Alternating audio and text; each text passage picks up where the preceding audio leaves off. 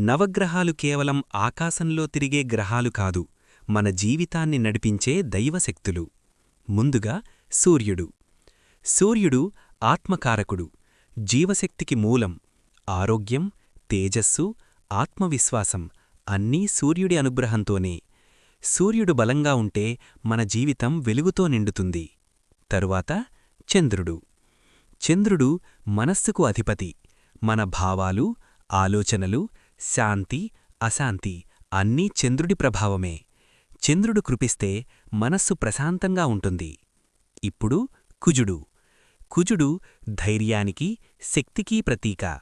సాహసం, పోరాటశక్తి, సంకల్పబలం కుజుడి వరం. కాని అతడు ఉగ్రుడు కూడా, కాబట్టి నియంత్రణ అవసరం. తరువాత బుధుడు. బుధుడు బుద్ధికి అధిపతి. మాట, వ్యాపారం, విద్య, తర్కశక్తి బుధుడి ప్రభావంతోనే. బుధుడు అనుకూలిస్తే జీవితంలో స్పష్టత వస్తుంది. ఇప్పుడు గురు. గురు జ్ఞానానికి, ధర్మానికి మార్గదర్శి.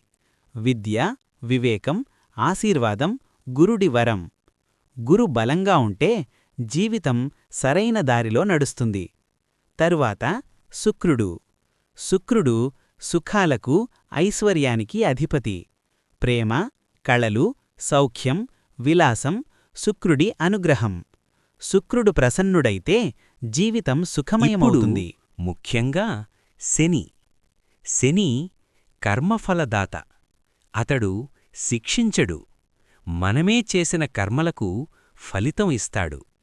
శని బోధ ఓర్పు, క్రమశిక్షణ, వినయం. శనిని అర్థం చేసుకుంటే భయం ఉండదు. ఇప్పుడు రాహు. రాహు మాయకు ప్రతీక. అనుకోని మార్పులు, ఆకస్మిక సంఘటనలు రాహు ప్రభావమే.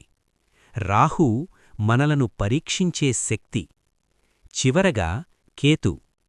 కేతు వైరాగ్యానికి సూచన. లోకబంధాలనుంచి విముక్తి కావాలని మనకు బోధిస్తాడు. కేతు ప్రభావం ఆధ్యాత్మిక దారికి తీసుకెళుతుంది. ఈ విధంగా నవగ్రహాలు మన జీవితంలోని ప్రతి కోణాన్ని ప్రభావితం చేస్తాయి. కాని ఒక విషయం గుర్తుంచుకోండి, గ్రహాలు మన శత్రువులు కావు, మన గురువులు. వాటిని